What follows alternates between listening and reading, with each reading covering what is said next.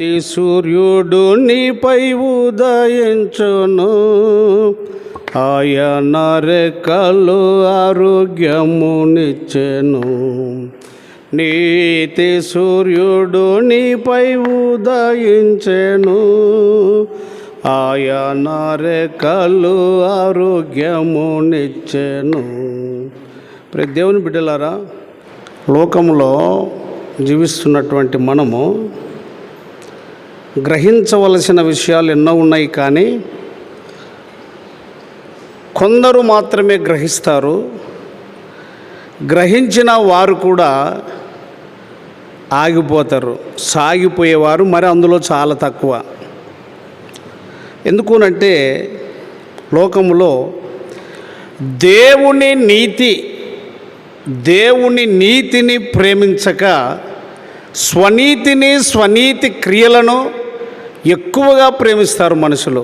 వాటి ద్వారానే దేవుని సన్నిధికి చేరుతాము, లేక దేవుని సన్నిధిని అనుభవిస్తాము, దేవుని రాజ్యం చేరుకుంటాము అనే తపనతో మానవుడు భ్రమపడుతూ ఉన్నాడు.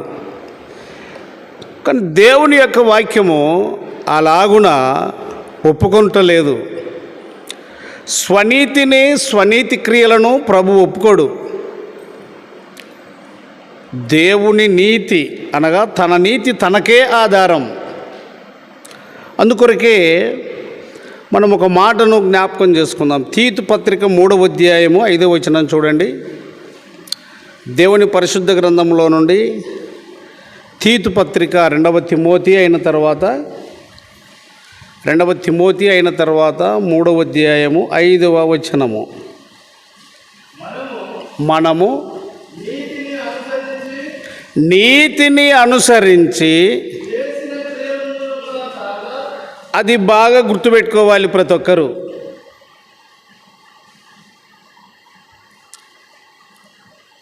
మరి చదువు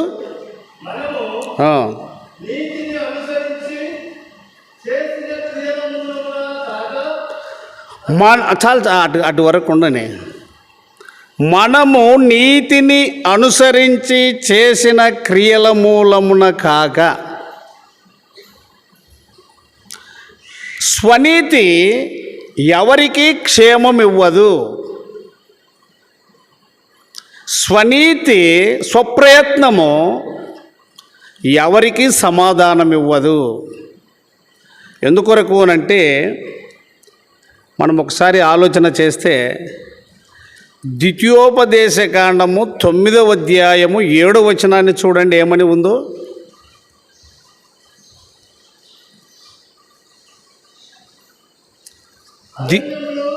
అందరూ తీసుకొని ద్వితీయోపదేశకాండము 9వ అధ్యాయము 7వ వచనం.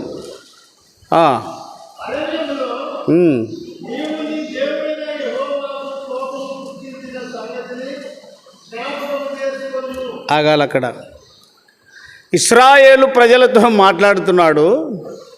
నువ్వు జ్ఞాపకం చేసుకొని పొరపాటు, నీ తప్పిదాన్ని నువ్వు జ్ఞాపకం చేసుకో.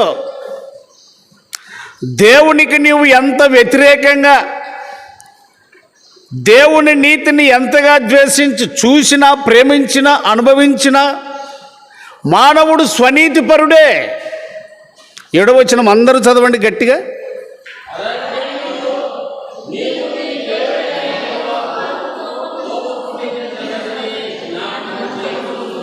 జ్ఞాపకము చేసుకో, అరణ్యములో నీ దేవుడైన యెహోవాకు నువ్వు కోపము పుట్టించిన సంగతి జ్ఞాపకం చేసుకో.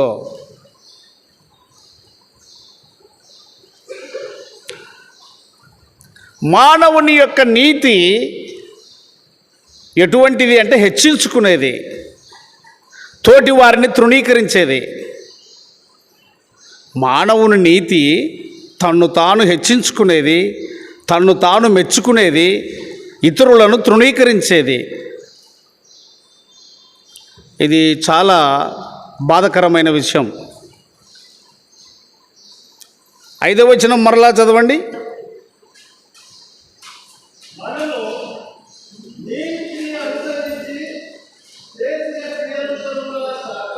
అది మనము నీతిని అనుసరించి చేసిన క్రియల మూలమున కాక. చాలామంది చాలా భక్తులు తీరు నటిస్తారు. ఏడుదో తనదే నీతి అన్నట్టుగా, తనదే నా సంస్కారమే బాగా చూడండి, ఇక మా సంస్కారమే మంచిది, ఎవ్వరు లేరు.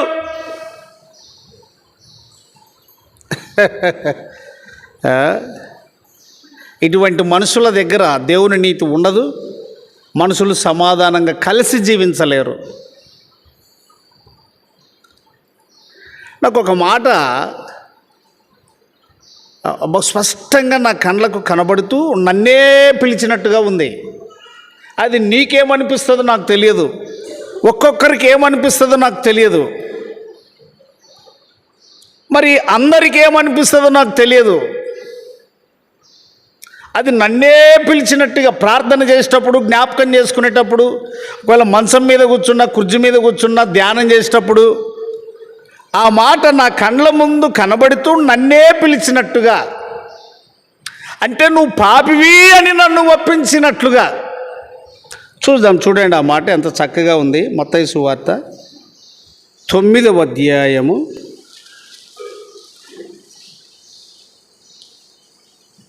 9వ అధ్యాయం అందరు తీసుకోండి, బహు స్పష్టంగా గ్రహించాలి. మనము మొదట ఏం చదువుకున్నాము అని అంటే గమనించండి అమ్మ. చదివేటప్పుడు చూడండి, చెప్పేటప్పుడు నా వైపు గమనిస్తూ ఆలోచన కలిగి ఉండండి, అది మంచిది. 5వ వచనంలో ఏం చదువుకున్నాం? తీతు పత్రిక 3:5 చదవండి అంతే.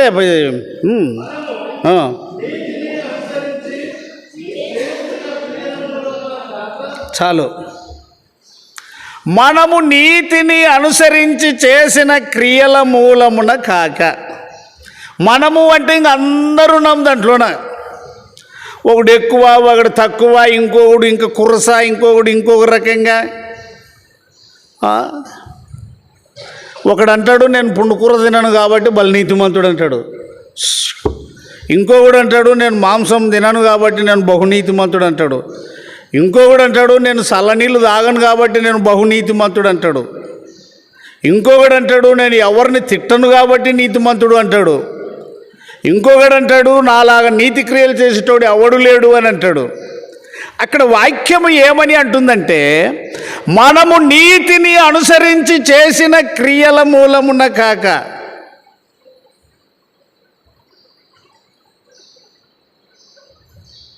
పద్నుడు వచనం చూడండి, 9:13. అందరూ నిదానంగా చదవండి ఆ మాటను.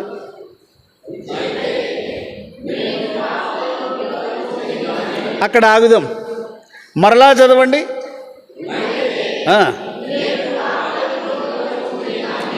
ఎవరిని పిలువ వచ్చాడు? ఎవరంటున్నారు ఆ మాట? లోకరక్షకుడైన ప్రభు అయిన క్రీస్తు, నిరంతరము స్తోత్రము పొందదగిన దేవుడు. ఈ మాట అండి నా కళ్ళ ఎదుట నాతోనే ప్రభు నన్ను పిలిచినట్టుగా, నాతోనే మాట్లాడుతున్నట్లుగా. ప్రభువా, నేను నీ ఎదుట నీతిమంతుడనుగా అగుపడను, కనబడను, నా చేత కాదు. ఎందుకంటే పాపులు నీకు కనబడ్డారు కాబట్టి నువ్వు పాపులను ఏం చేస్తున్నావు? సమస్త జనులారా అన్నాడు 28వ వచనంలో.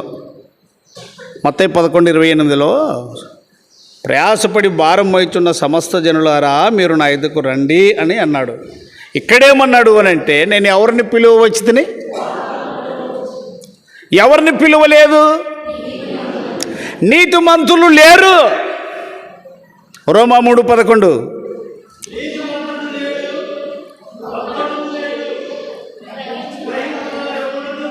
ఆగుదాం. నీతిమంతుడు లేడు, ఒక్కడునూ లేడు. నేను పాపులనే పిలువవచ్చి తిని కానీ నీతిమంతులను పిలువరాలేదు.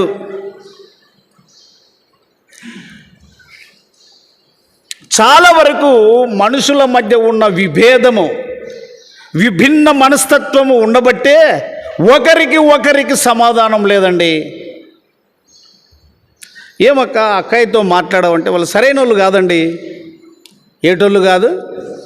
అంటే అప్పుడు ఈమె ఏమైనట్లు? మీకు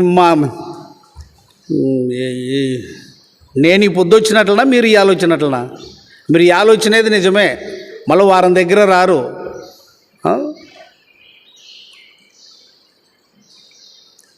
ఇప్పుడు ఏనా తమ్మునితో మాట్లాడవు అని అంటే వాళ్ళు అంతేనండి, వాళ్ళు సరిగా లేరండి అంటే ఇతను ఏమైనట్లు? అయితే మత్తయి 9:13 నువ్వు లేవా? మత్తయి 9:13 నువ్వు లేవా? చూడండి ఏముంది మత్తయి 9:13.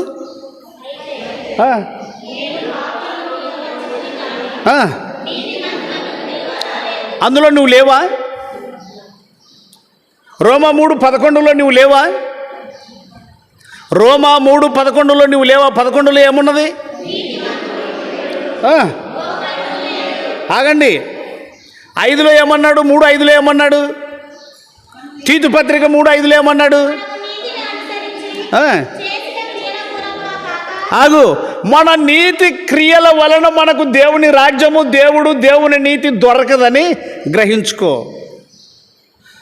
ఒక మనిషిని తృణీకరించుట పాపమే. అందులో పొరుగువాన్ని ప్రేమించే విధానం లేదు. మీరు చూశారో లేదో పుస్తకాలలో, మీ టెక్స్ట్ బుక్లలో 1వ తరగతి పుస్తకం కాడ నుంచి అచ్చు వేసింటారు గవర్నమెంట్ వాళ్ళు. ఏం చెప్తారు చెప్పండి? సత్యానందం గారు చెప్తే నువ్వు చెప్పాలి. మరి కొంచెం టెక్స్ట్ బుక్లు చదివిన వాళ్ళు దండిగా ఉన్నారు. ఏముంది? అంటరానితనము. మరి అప్పుడే చెప్పాలా, ఆదివారం పొద్దున్నే. అంటరానితనము, దాని వెనకాల ఇంకో పాయింట్ ఉంది, చెప్పండి. అస్పృశ్యత.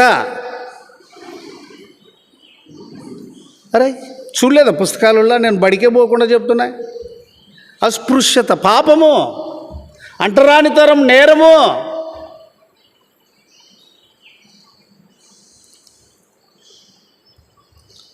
క్రైస్తవ్యము అనేది లింక్ సర్వీస్ అండి. లింక్ సర్వీస్ అంటే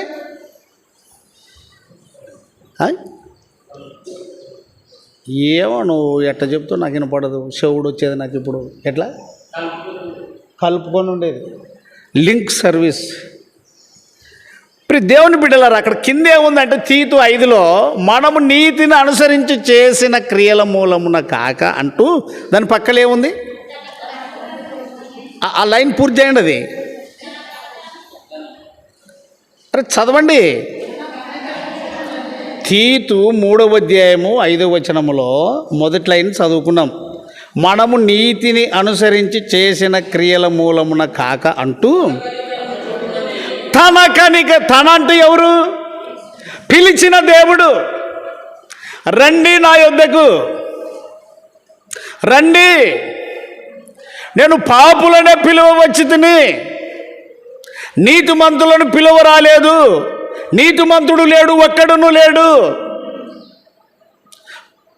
ప్రభు ఉన్న కాలంలోనే ఏం జరిగిందంటే, లూకా సువార్త 18వ అధ్యాయం 9వ వచనం చూడండి. లూకా సువార్త 18:9.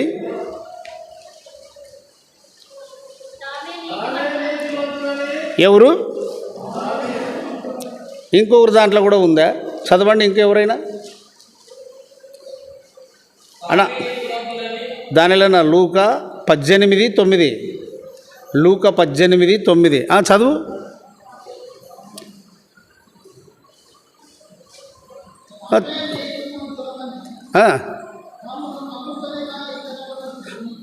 తమ్మును నమ్ముకొని కదా, అక్కడ క్లియర్గా కావాలి మనకు. అంటే తనను తానే నమ్ముకొని ఇతరులను నీతిమంతులు అనే వాళ్ళు ఎవరిని తృణీకరిస్తారు? సరే ఇక్కడ మీరు బాగా హుషారుగా ఉండాల. బాగా తినొచ్చారు నేను కదా.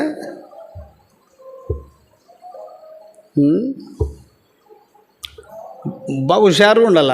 నన్ను అడిగేది ఎందుకు మాటికంటే అంత మేల్కొని ఉండాలని. తామే నీతిమంతులని తమ్మును నమ్ముకొని ఇతరులను దేవుడే తృణీకరించలేదని నువ్వెవడాంటి తృణీకరించనిక? అంతేనా? అరే దేవుడే తృణీకరించలేదు, నువ్వెవడు తృణీకరించనిక? తన కనికరము చొప్పున ఈ స్థలానికి వచ్చావు. తన కనికరము చొప్పున నువ్వు క్షమింపబడ్డావు. చూడండి, తీతు 3:5 2వ లైన్ 5వ వచనం చదివాం కదా. మనం నీతిని అనుసరించి చేసిన క్రియల మూలమున కాక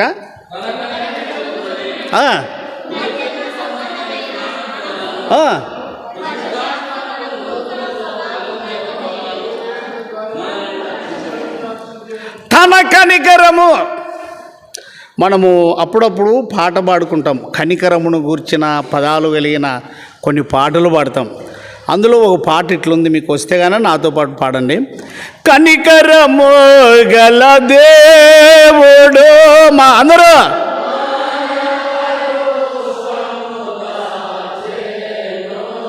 ఆగండి. నరుల యొద్దకు నరుడై వచ్చిన దేవుడు, మానవుల యొద్దకు మానవుడై వచ్చిన దేవుడు. ఇది ఆయన కనికరము, ఆయన కనికరము. లూకా 18:9 ప్రకారంగా ఇతరులను తృణీకరిస్తున్నవేమో చాలా జాగ్రత్త చూసుకో. అది పరిసయ్యుల స్వభావము. ఆయన తృణీకరించలేదు కానీ నువ్వు తృణీకరిస్తున్నావు. నిన్ను నీవు హెచ్చించుకుంటున్నావు, నిన్ను నీవు గొప్ప చేసుకుంటున్నావు. ఇది తగదండి, పరలోక రాజ్యానికి ఇది తగదు. ప్రభు అయిన యేసు క్రీస్తు యొక్క దృష్టిలో ఇది తగదు, పరిశుద్ధ గ్రంథములో ఇది తగదు. చూద్దాం ఒక మాట. ద్వితీయోపదేశకాండము 9వ అధ్యాయము, ద్వితీయోపదేశకాండము 9వ అధ్యాయము. ఏమో ఆడపిల్లలు చాలా సైలెంట్గా ఉన్నారు, మౌనంగా. ఎవరన్నా తిట్టినారా మీరు బైబిల్ చదవద్దండి అని? ద్వితీయోపదేశకాండము 9:4వ వచనం.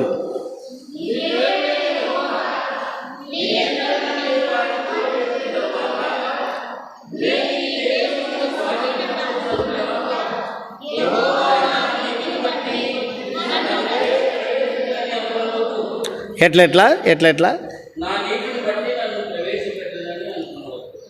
ఎవరితో చెప్తున్నాడు ఆ మాట? ఇశ్రాయేలు వారితో చెప్తున్నాడు. కనాను దేశం నీకు ఇస్తున్నాడంటే నా నీతిని బట్టి ఇచ్చాడని నువ్వు అనుకునేవప్ప మహానుభావా. నువ్వు ఎట్లటోడో తెలుసో. 7వ వచనం చదవండి, 9:7.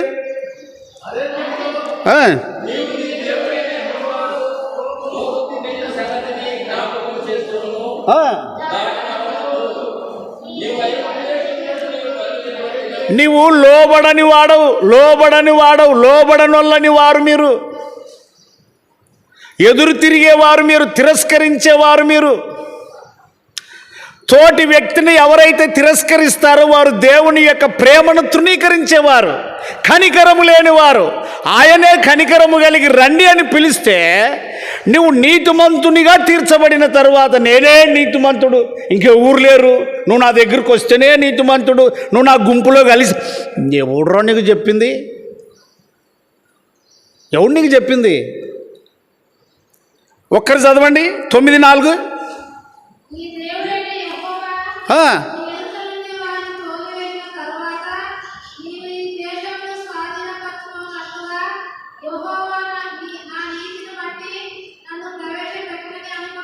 ఏ ఇశ్రాయేలు, నీ ఎదుట ఉన్నటువంటి ఆ 7 జాతుల వారిని నేను వెళ్ళగొట్టినాను అని అంటే నా నీతిని బట్టి వెళ్ళగొట్టాడు అని నువ్వు భ్రమపడేవు.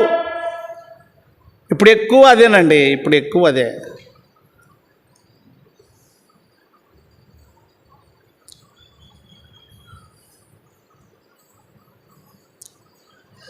కొరింథీ పత్రికలో ఒక శ్రేష్టమైన మాట ఉందండి. 2వ కొరింథీ 10వ అధ్యాయము 18వ వచనం. ఒక్కరు చదవండి గట్టిగా.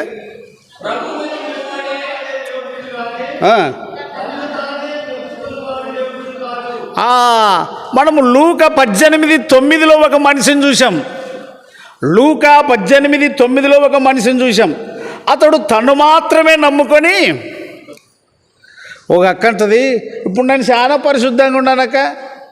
ఎట్లమ్మా అంటే, ఇప్పుడు ఒక్క ఆకు నసు మీద అంత ఇడిచిపెట్టానక్క, నేను చాలా పరిశుద్ధంగా ఉన్నాను, అయిపోయినా ఇది ఇంతటితో నేనా పరిశుద్ధత?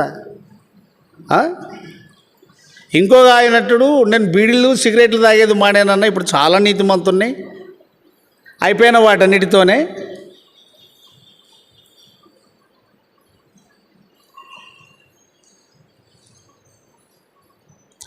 ఎవరు మెచ్చుకొని వాడు యోగ్యుడు? ఆ మాట అందరూ చదవండి.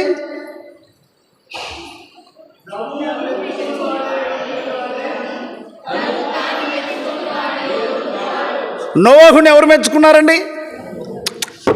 నోవహుని ఎవరు మెచ్చుకున్నారు? దేవుడు. నోవహు నీవే నా ఎదుట, ఆదికాండం 7 ఆ మాట ఉన్నది, నీవే నా ఎదుట. హనోకు ఎవరితో నడిచెను? ఎవరు మెచ్చుకున్నారు? హెబేలుని ఎవరు ఒప్పుకున్నారు? మరి నిన్నెవరు ఒప్పుకోవాలి? కొర్నేలు భక్తిని ఎవరు ఒప్పుకున్నారండి? దేవుడే ఒప్పుకున్నాడు. నపుంసకుని యొక్క ఆసక్తిని ప్రభువే ఎరిగి, ఫిలిప్పు నువ్వు ఆ రథాన్ని కలుసుకో, ఆయన ఆశను తీర్చు, రక్షకుడైన నీతిమంతుని గురించి ఆయనకు బోధించు.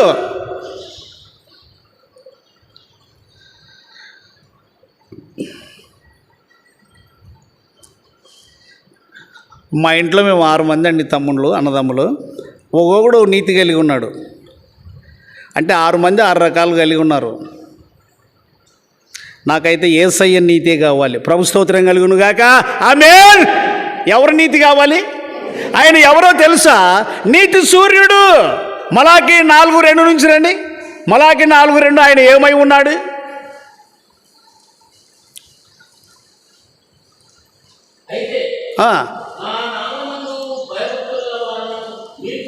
అయితే నా నామమందు భయభక్తులు గలవారు మీకు ఏ సూర్యుడు ఉదయించును? ఆ నీతి సూర్యుడే ప్రభు అయిన యేసుక్రీస్తు. ఉన్నాడా యేసుక్రీస్తు నీలో? నువ్వు ఎవరిని చూడాలి తెలుసా? యేసు వైపు చూచుచు, యేసు వైపు చూచుచు.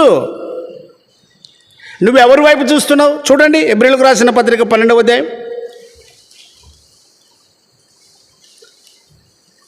కొద్దిగా లేచి నిలబడదామండి.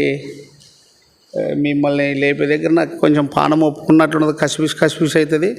లేచి నిలబడదాం. కూర్చుందాం. ఓకే, కూర్చోండి. ప్రియ దేవుని బిడ్డలారా, నీ నీతికి ఆధారము ప్రభు అయిన యేసుక్రీస్తు. నీ విశ్వాసమునకు ఆధారము ప్రభు అయిన యేసుక్రీస్తు. మనుషులు కాదు. ఏ నామమున రక్షణ లేదు. బాగా గుర్తుపెట్టుకో, ఏ నామమున రక్షణ లేదు. నోటితో స్వార్థం మరుగుతాడు, కేక వేస్తాడు, మళ్ళా మనుషుల నామాన్ని పట్టుకుని అలడబడతాడు. ఇది స్వనీతి కదా?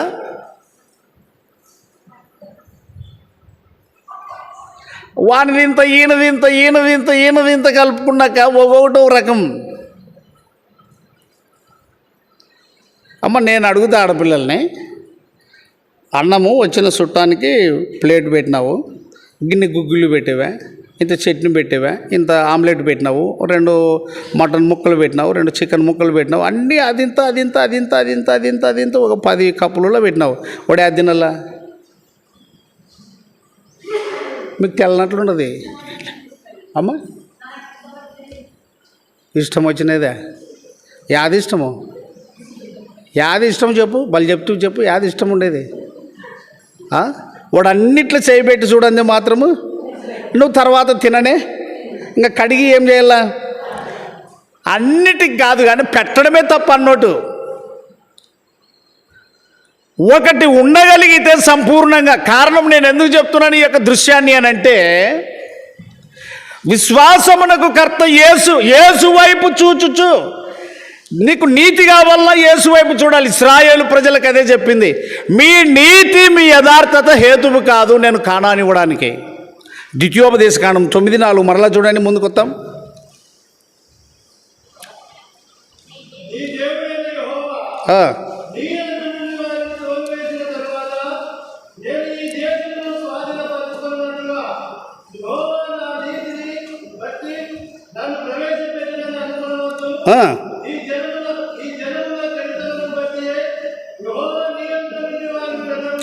ఈ జనుల చెడుతనమును బట్టి నేను వెళ్ళగొడుతున్నాను, ఆ స్థానం నీకు ఇస్తున్నాను, కానీ నీ నీతి అయితే కాదు. అక్కడనే 5వ వచనం చదవండి, అదే ద్వితీయోపదేశకాండం 9:5.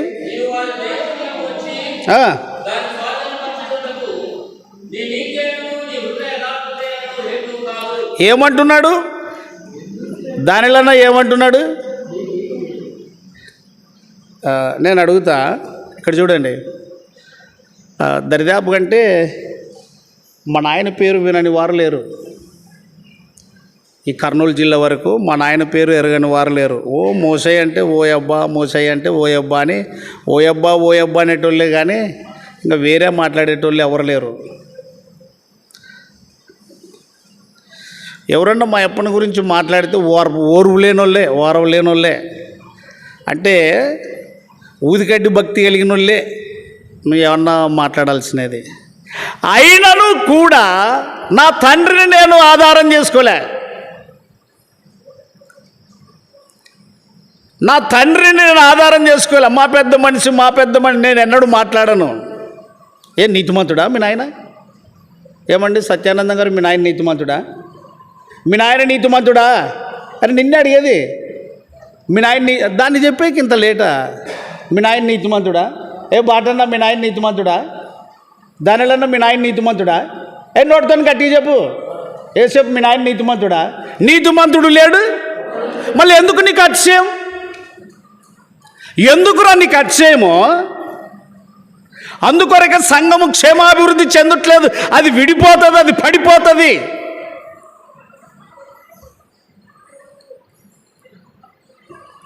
నువ్వు ఎవరిని చూస్తున్నావు? నమ్మేదేమో యేసు ప్రభువుని, బాప్తిసం పొందేదేమో యేసునామములోన, వాక్యం చదివేది యేసునామములోన, మళ్ళా స్వనీతిని పట్టుకుంటావు మనిషి ఆధారమును. ఎవరిని చూడాలి నువ్వు? హెబ్రీయులకు రాసిన పత్రిక 12వ అధ్యాయం 1వ వచనం చదువు.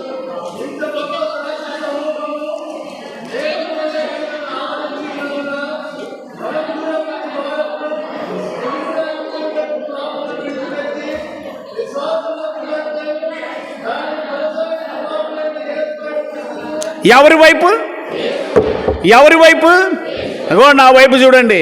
నా ఎదుట చాలా గొప్పలు కనపడుతున్నారు, కానీ నేను వాళ్ళ గొప్పతనాన్ని చూడను, వాళ్ళని పొగడను, వాళ్ళ వైపు చూడను. నాకు ప్రాణం ఇచ్చింది, నీతిని నేర్పింది, పరిశుద్ధతను నేర్పింది, పవిత్రతను నేర్పింది, యోగ్యమైన జీవితం ఇచ్చింది ప్రభు అయిన యేసు. నువ్వు ఇంకే ఉన్న చూస్తున్నావంటే కల్పితం నీలో ఉన్నది.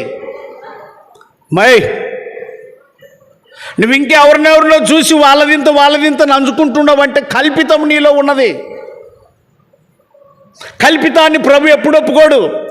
నువ్వైతే పరిపూర్ణంగా యేసుక్రీస్తుని బట్టి కావాలి, యేసుక్రీస్తు పరిశుద్ధతను బట్టి కావాలి, యేసుక్రీస్తు యొక్క నీతిని బట్టి కావాలి, యేసుక్రీస్తు యొక్క ప్రేమను బట్టి కావాలి, యేసుక్రీస్తు చూపిన సమాధానమును బట్టి కావాలి. కానీ మనుషుడు అసంపూర్ణుడు, వాడు ఎంత గొప్పవాడైనా కానీ నేను కేర్ చేయను. నువ్వెవడైనా నాకు అనుకూలమైతే నువ్వు అంటావు, అనుకూలం కాకపోతే తీసేస్తావు. నా ప్రభు అలా కాదు. నేను ఎవరిని పిలువచ్చుదని ఎవరిని పిలువరాలేదు. ఒకవేళ నీతిమంతుడని ఈ దినానికి నువ్వు అక్షయపడుతున్నట్లయితే యేసు నిన్ను పిలవలేదు, అంతేనా? మత్తయి 9:12 చదువు. అవును. అయితే నువ్వు నీతిమంతుడని ఈ దినానికి చెప్పుకున్నట్లయితే నువ్వు ఎవరి పిలుపులో లేవు? అరే ఎవరి పిలుపులో లేవు? యేసయ్య పిలుపులో లేవు. నేను నీతిమంతుడు పిలువను. వాడు లేడు భూమి మీద, నీతిమంతుడు లేడు. నేను ఎవరిని పిలువ వచ్చాను?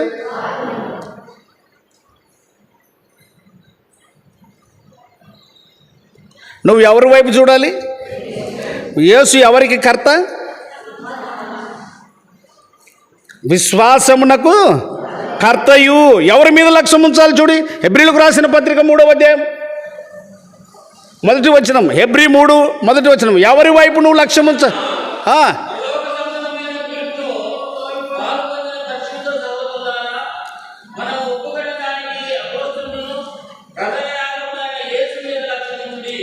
ఎవరి మీద లక్ష్యం ఉంచాలి? ఎవరి వైపు చూడాలి? విశ్వాసమున కర్తయు దాన్ని కొనసాగించువాడనైనా యేసు ప్రేమ తరగని ప్రేమ. ప్రభు అయిన యేసు క్రీస్తు యొక్క ప్రేమ నిన్ను రక్షించున్నది, నీ కుటుంబమును రక్షించున్నది. యేసు క్రీస్తు యొక్క ప్రేమ నీ విరోధమైన జీవితాన్ని తనకు అనుకూలంగా మార్చుకొనున్నది. ఎప్పుడైనా గ్రహించావా? ఎప్పుడైనా ఆలోచించావా? తృణీకరించు బుద్ధే కానీ నీ దగ్గరుండేది ప్రేమించే బుద్ధి లేదు. ఇతను బీడి తాగేది ఇడిచిపెడితే నీతిమంతుడు అంటే ఎంతమంది లేరండి ఇట్లా ఎక్కిరించేటోళ్ళు? ఒక కాకు ఒక్క తినేది విడిచిపెడితే నీతిమంతురాలంటే ఎంతమంది లేరండి ఇట్లా ఎక్కిరించేటోళ్ళు? నీతి క్రియల మూలమునగాక. చూడండి రోమపత్రిక 3వ అధ్యాయం 20వ వచనం. ఏలయనగా ధర్మశాస్త్ర సంబంధమైన క్రియల మూలముగా ఏ క్రియల వలన ఏ క్రియల వలన ఏ క్రియల వలన? కనుక ఏ మనుష్యుడును ధర్మశాస్త్రపు యొక్క నీతి క్రియల వలన నీతిమంతుడుగా. 20వ వచనం మళ్ళా చదువు. 3:20 గట్టిగా.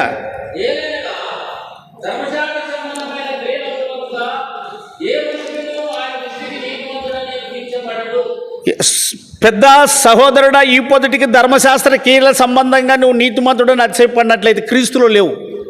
అమ్మా, ధర్మశాస్త్ర సంబంధమైన క్రియల మూలమున నువ్వు నీతిమంతురాలు అనుకుంటే, నువ్వు నేర్చుకున్న నీతి అనుకుంటే, మీ పెద్దలు నేర్పిన నీతి అనుకుంటే నువ్వు క్రీస్తులో లేవని తెలుసుకో. నువ్వెవరిని ప్రేమించలేవు, నీకు శక్తి లేదు. ఒక మానవుని శక్తి నీకేమిస్తుంది? ఒక మానవుని నీతి నీకేం నేర్పుతుంది? మానవుని నీతి క్రియలన్నీ ఏమై ఉన్నాయి చూడండి. యెషయా గ్రంథం, రోమపత్రికలో ఉంచుకో. యెషయా గ్రంథం 64:6.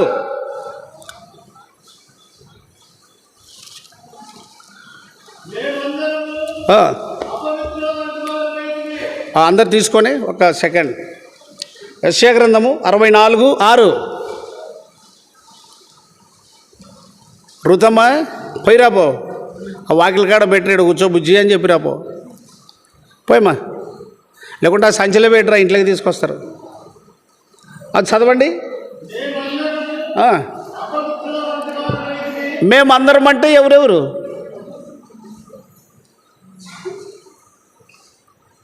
నువ్వు చదివితువా బైబిల్? మరి రాదా చెప్పనికే? చదువానా దానిలో నువ్వు తీసింటే? అంటే ఎవరెవరు?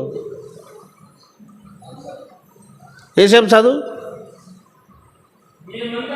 ఎవరెవరు?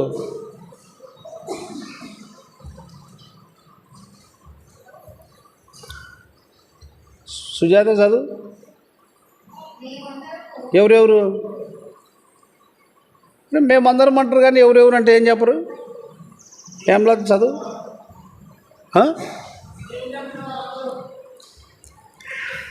నమ్మినోడు వచ్చా, నమ్మనోడు వచ్చా. నమ్మినోడు వచ్చా, నమ్మనోడు వచ్చా. క్రీస్తుకు వెలుపల ఉన్నప్పుడు వాడేమి? అపవిత్రుడే కదా. మా నీతి క్రియలన్నీ ఏమై ఉన్నవి? మేమందరం ఎటువంటి వారము? క్రీస్తును అంగీకరించిన తరువాత కూడా, ప్రభువుని నమ్మిన తరువాత కూడా నీ దగ్గర అపవిత్రత లేదా? మిక్కుటమైన ప్రేమ ఉందా నీకు? ప్రతి వారి పట్ల మిక్కుటమైన ప్రేమ ఉన్నదా? వాక్యమును తూచా తప్పకుండా నువ్వు ప్రేమించగలిగినట్లయితే నీ శరీర క్రియలన్నీ ఓడిపోవాలి, ఆత్మీయ క్రియలన్నీ బయటికి రావాలి. ప్రేమ శాశ్వత కాలం ఉండును. చాలామంది ఇదే విర్రవీగుతారు, అది మర్చి నేను అపవిత్రుడను ఆ సంగతి మర్చిపోతారు. ఇంకా నమ్మిన తర్వాత అయిపోయింది, వాక్యం పట్టుకున్న తర్వాత అయిపోయింది, తెల్లబట్టలు వేసుకున్నాక అయిపోయింది, సంచేసుకున్నాక అయిపోయింది. ఇంక ఎవరిని పొందనిచ్చేది, దేవుని నీతిని కూడా పొందనిచ్చేది. ఇంకా మనుష్యుల ఎదుట తామే నీతిమంతులుగా కనబడతారు. ఇంకంతే. దేవుని నీతి నిన్ను ప్రేమిస్తుంది, దేవుని నీతి నిన్ను దగ్గరికి రమ్మంటుంది, దేవుని నీతి తన పక్కన కూర్చోబెట్టుకుంటుంది. నువ్వు నేర్చుకున్నది ఆ పాట ఎంత మంచిగా ఉందండి. సమానులెవరు ప్రభు?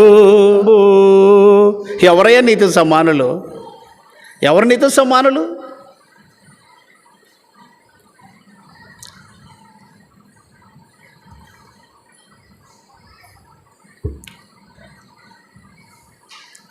దావీదు పిలువబడినవాడు, అభిషేకింపబడినవాడు సమూయేలు ప్రవక్త ద్వారా. అయినా తప్పిదం చేశాడు. ప్రవక్త అన్నాడు, ఆ మనుషుడు నీవే అని. అంతవరకు ఒప్పుకోలేదు. తెల్లారులు వలయేశారు. తెల్లారుజామున వచ్చాడు ప్రభు. ఇప్పుడు ఏంటి వాళ్ళంటే, అయ్యా మేము రాత్రి అంతా వేసినాము, రాత్రి వేసేది వాళ్ళంటే ఇప్పుడు నా మాట చొప్పున ఏంటి అన్నాడు. సరే వేసినారు. విస్తారంగా చేపలు పడ్డాయి. పేతురు అన్నాడు, అయ్యా నేను పాపాత్ముడను, నన్ను ఇడిచి నువ్వు దూరంగా వెళ్ళిపో అన్నాడు.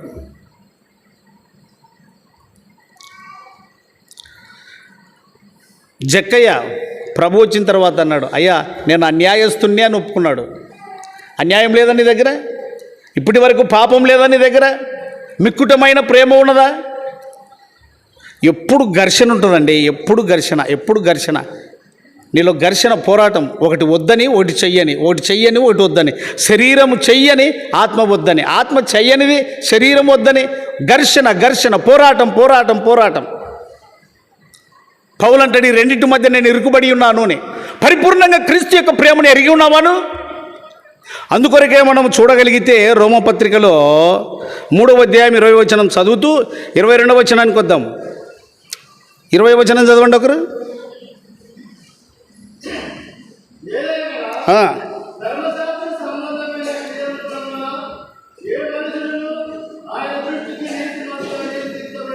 ఇరవై రెండు.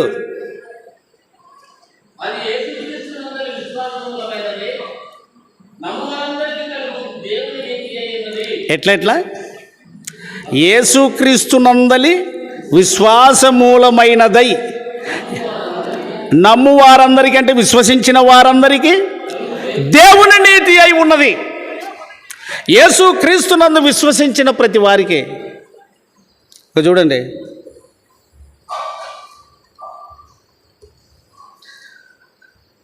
ఏడుగడ్డ కవరేట్లో ఉన్నప్పుడు పొద్దున్నే చెంబు తీసుకొని వస్తున్నా. చెంబు తీసుకొని పయనమవుతున్నప్పుడే మనసులో ఏం ప్రేరేపణ కలిగిందంటే, వాళ్ళు ఎవరు ఎదురైనా వాళ్ళకు వాక్యం చెప్పాలని. ఇక్కడ చూడండి, ఎవరు ఎదురైనా ఆ ఊరికి అంతా ఒకటే రస్తా.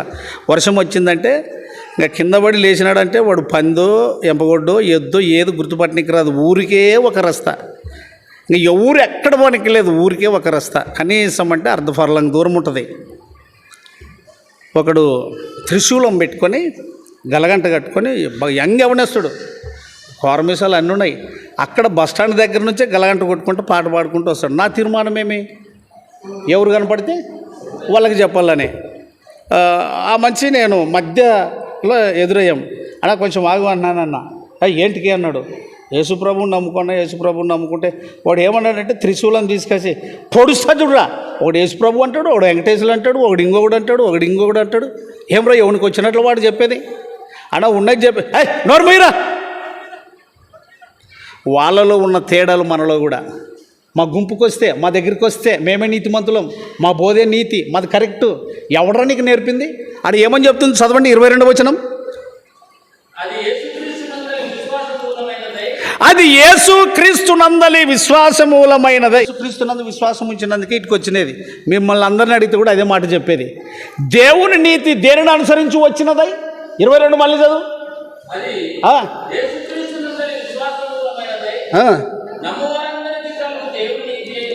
నమ్ము ప్రతి వారికి, యేసుక్రీస్తునందు విశ్వాసం ఉంచిన ప్రతి వారికి ఎవరి నీతి అయి ఉన్నది? ఇలా ఈ మాటలన్నీ కట్టిపెట్టి మా దగ్గరికి వస్తేనే మేమే, ఎవడరానికి చెప్పింది నువ్వే నీతిమంతుడని? కడగబడిన వాడవును. అంతేనా? మనం అంతా ఏం చేయబడిన వారం? యేసు రక్తంలో ప్రతి పాపం కడగవేయబడిన నీవు కడగబడని వానువలే అసలే నీతిమంతుని తీరు పుట్టిన తీరు. అక్కడనే చూడండి, రోమపత్రిక 3వ అధ్యాయం 23వ వచనం చదువు.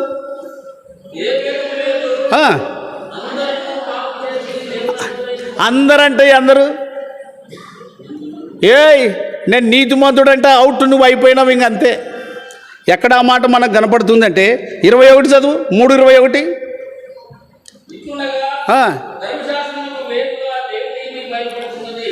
ఏమిటికి వేరుగా? చదువు.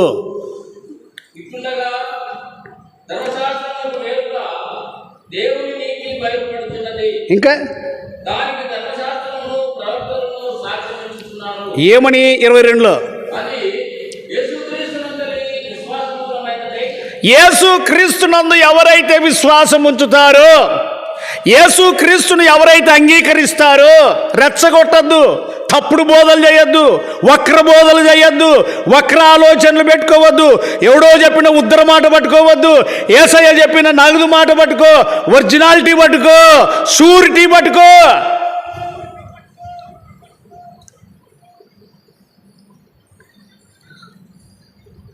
మీరు అధ్యాయం అంతా బాగా చదువుకోండి. మీకు బహు స్పష్టంగా అర్థమవుతుంది. 23 చదువు ఇంకా.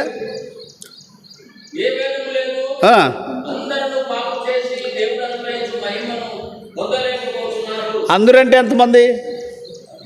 ఎవరెవరు? భూమి మీద ఉన్న ప్రతి ఒక్కరు, ఏ అనుమానమే లేదు. 24 చదువు.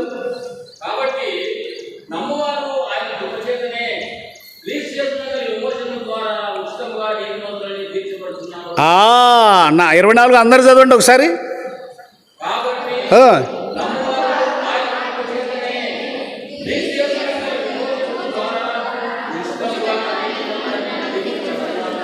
ఆగండి. కనుక తీతు పత్రిక 3వ అధ్యాయం 5వ వచనంలో క్లియర్గా ఏమన్నాడు అని అంటే చూడండి, గట్టిగా చదవాలని చెప్తున్నారు మొదలు పెడితే. ఓయ్ ఓయ్ ఇక్కడ చూడి, నేను నీతిమంతుడని విర్రవీగద్దు, భిక్షం దొరికిందిరా నీకు ఏ స్వామిలా. ఏం దొరికింది? ఏం దొరికింది? భిక్షం దొరికింది. బిచ్చగాడవురా నువ్వు. అక్కాయ్ ఓ అక్క శానా మురద్దు అక్క. ఏమా మీకు చూడబుద్ధి కాదనండి, శానా మురద్దు. భిక్షం దొరికింది యేసు ప్రభు దగ్గర. నువ్వు ఒక బిచ్చగత్తవు. అడుగుడి మీకు అడుక్కున్నదానవు, అడుక్కున్నాడవు. ఎందుకు బడాయి చేస్తావు? అడుక్కున్నదా. మనమందరం ఆయన సన్నిధిలో అడిగేవారము, అడిగి పొందేవారము.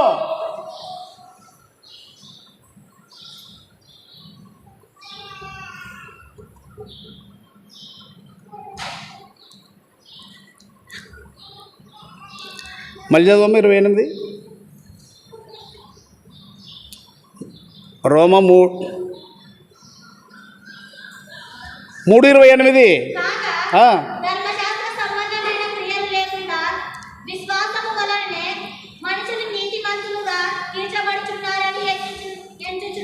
ముప్పై.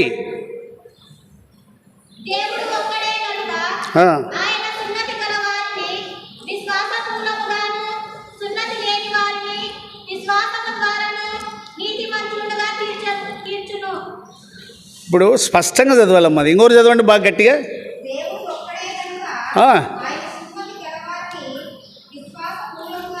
సున్నతి గల వారిని విశ్వాసమూలముగాను, సున్నతి గల వారిని, సున్నతి లేని వారిని విశ్వాసము ద్వారాను ఏమిటిగా తీర్చును. ఇక నీదేముంది, నాదేముంది?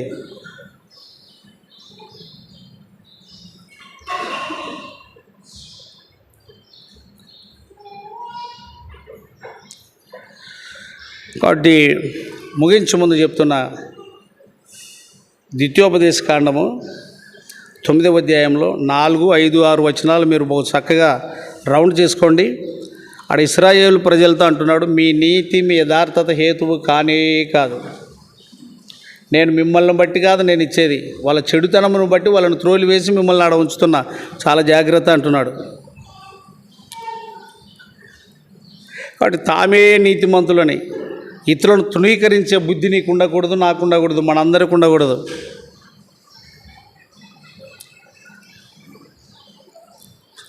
యేసుక్రీస్తును విశ్వసించి ఒప్పుకొని ప్రతివాడు, ఎక్కడా మాట అది చూసి ముగించుకుందాం. రోమపత్రిక 10వ అధ్యాయం 7వ వచనం నుంచి రండి. రోమ 10, 7వ వచనం నుంచి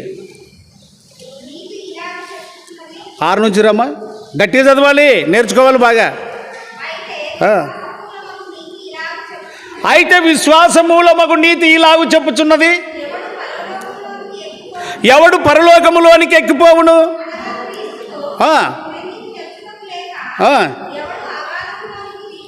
యేసుక్రీస్తుని తెచ్చుటకు ఎవడు అగాధములోనికి దిగిపోవును అనగా,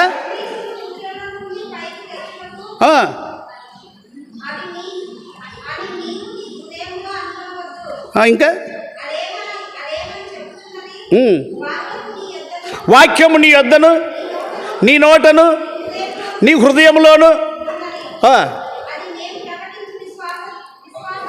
అది మేము ప్రకటించు విశ్వాస వాక్యమే. ఇంకా అదేమనగా, యేసు ప్రభు అని నీ నోటితో ఒప్పుకొని దేవుడు మృతులలో నుండి ఆయనను లేపినని నీ హృదయమందు విశ్వసించిన ఎడల నువ్వేం చేయబడదు? ప్రభు స్తోత్రం కలుగునుగాక. అందుకొరకు బైబిల్ని కంటిన్యూగా చదవండి అని చెప్తున్నా. ఆడింత చదవద్దు, అది ప్రమాదం. అమ్మా, ఆడింత చదవద్దు, అది ప్రమాదం. నాకు ప్రమాదమే, నీకు ప్రమాదమే, అందరికీ ప్రమాదమే. కంటిన్యూగా చదవాలి. ఇదొక మనకు డైలీ బ్రెడ్, లేక డైలీ మిల్క్, డైలీ ఎగ్, మంచి బలమైన ఆహారం. నువ్వు బలపడాలి అంటే క్రీస్తు యేసునందు నీకు దొరికిందేదో ఆయన మాట వైపు చూడాలి, ఆయన వైపు చూడాలి. ఆయనే నీకు ఆధారం, మరొకరు కాదు. ఆయనయే నీకు శరణ్యం. నేను నా తండ్రిని కానీ నా అన్నదమ్ములు కానీ నేను ఎప్పుడు ఆధారం చేసుకోనండి. వారు ఎవరండి మనుషులు? వారు ఏం నేర్పిస్తారు నాకు? నా యొద్ద నేర్చుకొనుడి. ఎవరు ఆ మాట చెప్పింది? యేసయ్యా. మత్తయి సువార్త 11వ అధ్యాయము 29వ వచనం. నా యొద్ద నేర్చుకొనుడి. మోషే దేవుని యొద్ద నేర్చుకున్నాడు, హెబేలు దేవుని యొద్ద నేర్చుకున్నాడు, నోవహు దేవుని యొద్ద నేర్చుకున్నాడు, హనోకు దేవుని యొద్ద నేర్చుకున్నాడు, కొర్నేలి దేవుని యొద్ద నేర్చుకున్నాడు, నపంసకుడు దేవుని యొద్ద నేర్చుకున్నాడు, లిదియా ప్రభునందు నేర్చుకున్నది, చెరసాల నాయకుడు ప్రభునందు నేర్చుకున్నాడు. నువ్వెక్కడ నేర్చుకున్నావు? ఎవరి వైపు చూస్తున్నావు? యేసు వైపు చూస్తున్నావా?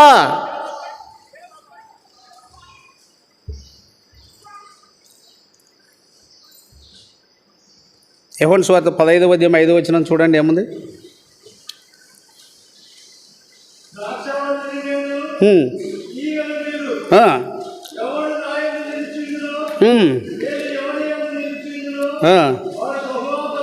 నువ్వు ఎవరిలో ఉండాలి? క్రీస్తులో ఉండాలి. అప్పుడు క్రీస్తు ఎవరిలో ఉంటాడు? నీలో ఉంటాడు. ఇద్దరు ఏకమైతే అది ఫలభరితమైన జీవితమే. కాబట్టి ఫలభరితమైన ద్రాక్ష. అందుకే భక్తుడు అన్నాడు,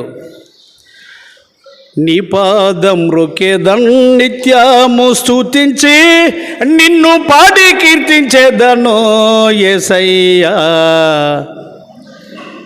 అన్నా, అక్క, అమ్మ, స్వనీతిలో యేసు ఉండడు. ఇది బాగా గుర్తుపెట్టుకో. ఇంటి ఆచారంలో యేసయ్య ఉండడు. పెద్దలు చూపిన మెతభక్తిలో దేవుడు ఉండడు. దేవుని నీతే దేవుని నీతి. ఇప్పుడు నేర్చుకున్నాం ద్వితీయోపదేశకాండం 9, 4, 5, 6 వచనాల్లో. ఇశ్రాయేలు, నీ నీతి కానీ నీ యథార్థత కానీ హేతువు కాదు. నువ్వు అట్లా భ్రమపడేవు కాదు. ఇక 3:5లో చదువుకున్నాం తీతిలో, మన క్రియల మూలమున కాదు, ఆయన కనికరము చొప్పున యేసు క్రీస్తు యొక్క కనికరము చొప్పున మనకు రక్షణ దొరికింది, పరిశుద్ధత దొరికింది. అందుకే ఆ రక్షణ పాత్ర ఎద్దుకు వస్తున్నాం. అందుకొరకే రక్షణ పాత్రను అందుకుంటున్నాం. పక్షపాతం లేని దేవుడు. నీకు పక్షపాతం ఉంది, మరి యేసయ్యను నమ్మి పక్షపాతం ఉంది. చూసావా? చూడి అపోస్తలుల కార్యం 10:34. దేవుడు పక్షపాతి కాడని. దేవునికి ఏం లేదు. ప్రతి జనములో ఎవడైనా నమ్మినోడు ఉంటే అంగీకరిస్తానంటాడు. చదవమ్మా ఆ మాట.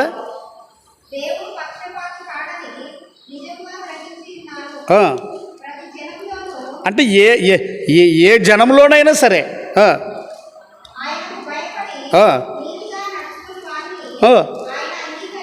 అంతే. యేసుకు నువ్వు భయపడాలి, యేసు మాటకు నువ్వు భయపడాలి, యేసుతో కలిసి జీవించాలి. చదవండి అన్నులు ఎవరైనా మీరు కూడా. 34వ వచనం, 10:34.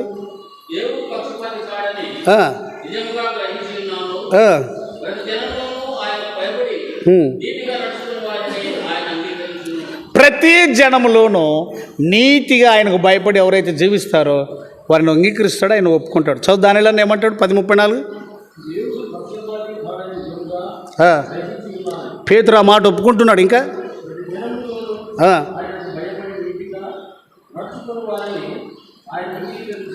కుల మత జాతి భేదం లేదు. ఎవరైనా సరే ఆయన అంగీకరించి నడుచుకుంటే వారిని ఒప్పుకుంటాడు, అంగీకరిస్తాడు, నీతిమంతులుగా తీరుస్తాడు. మనమంతా యేసుక్రీస్తు నామంలో నీతిమంతులుగా తీర్చబడిన వారం. ఆయన ప్రేమను కలిగి ఉంటూ, ఆయన మాదిరి జీవితాన్ని జీవిస్తూ, ఆయన ఇచ్చిన రక్షణ పాత్రను చేత పట్టుకొని ప్రభు నామాన్ని స్తుతిస్తాం. ఫ్యాన్లు బంద్ చేయండి, తర్వాత వేసుకుందరు. మోకరి